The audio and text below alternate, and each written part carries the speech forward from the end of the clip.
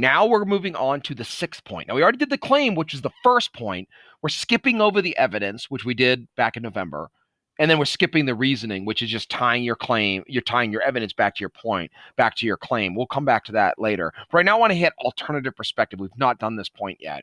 So alternative perspective is pretty straightforward. You accurately describe why someone would choose another side of your argument, the other side of your argument. You always describe the choice you didn't make.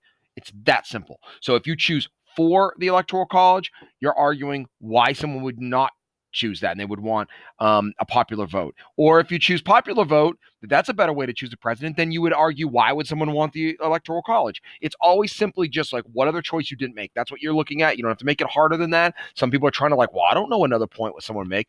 Don't make it hard. Just choose the other side. Okay? Whatever you didn't choose. If there's 3 vocabulary words, pick one of the vocabulary words you didn't use in the argument. Okay, second, after you describe the alternative perspective, you then explain why it is still wrong. That's called a rebuttal. So you rebut it. All right, let's practice. Okay, so we're going to read this one. It's the same one from before. Remember, you developed an argument, you had a claim about whether expanded powers of national government benefit or hinders policymaking. Now I want you to think back about what you wrote. Now I want you to choose the other side. If you said it benefits, you're going to write an alternative perspective saying that it describes someone who would believe that it hinders policymaking and describe it. Then you're going to rebut it and say why it's still wrong. So go ahead and think about your evidence again. And why would someone, choose that national government power would hinder policymaking? And, remember, any sort of piece of evidence would work. So go ahead and write that, and then go ahead and pause. Go ahead and pause, write it, and then once you've written it, hit the play button, and I'll show you some examples of people that got it correct. All right, cool. Pause. Okay, I'm assuming you're back. I'm assuming you wrote it. Make sure you've done that because this is the practice that you have to get, and it's much harder when you're online and I'm not there and you're not being able to see other people's work. All right, so here's an alternative perspective. So this person argued that they expanded powers or benefited policymaking. And so here's what they wrote as an alternative perspective. Although some states' writers may claim that expanding the power of the national government is harmful or could infringe on the rights of the individual as stated in Brutus I, this simply wouldn't happen often as some claim. Within the federal government, there exist several forms of checks and balances and separation of powers, like Federalist 51 points out. This separation of powers would prevent many of the fears, such as the president becoming too king-like.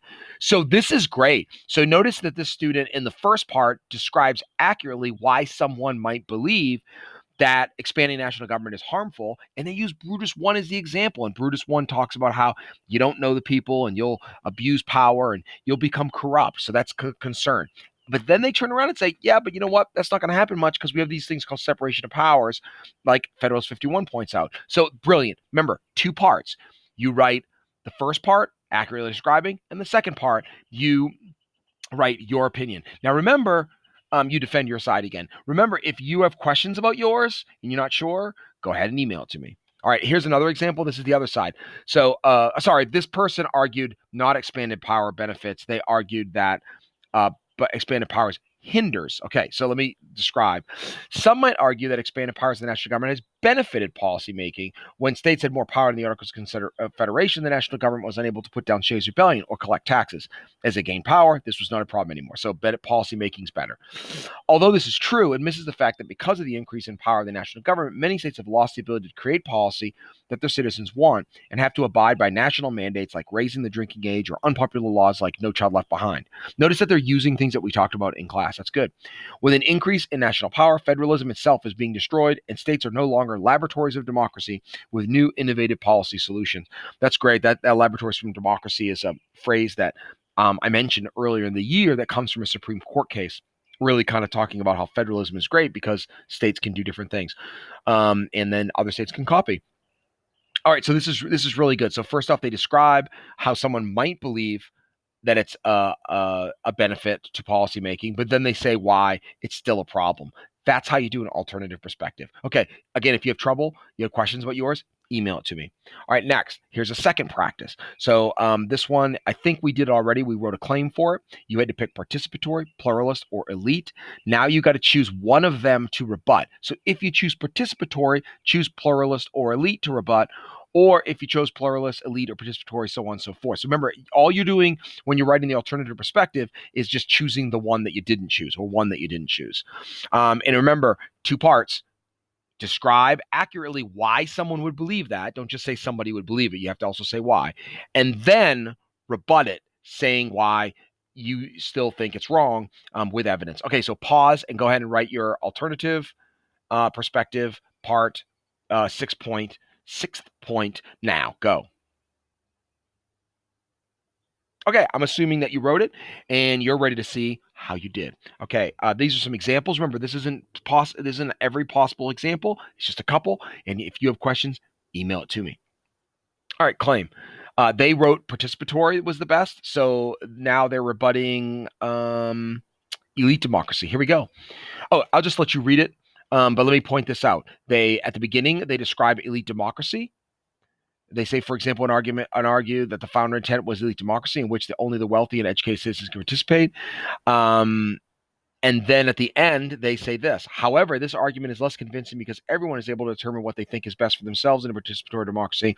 And what is best for one might not be for another. So why should one side decide what's best for all? Okay, by the way, that last sentence is it's a mouthful. But AP gave him credit for that. All right. So it doesn't have to be perfect to earn a point. So pause it and read over that again so you understand the structure. Again, you describe it accurately, you say why someone would believe it, you give detail about why someone would believe it, and then you rebut it. Okay, here's one on pluralism. So pause and read it, and then unpause, and I'll give you some commentary. Okay, so you've read this. So what's cool is they describe at least government, and they only give an example that the way the elect college works. It's kind of interesting that they didn't go into detail on that, but AP gives them credit.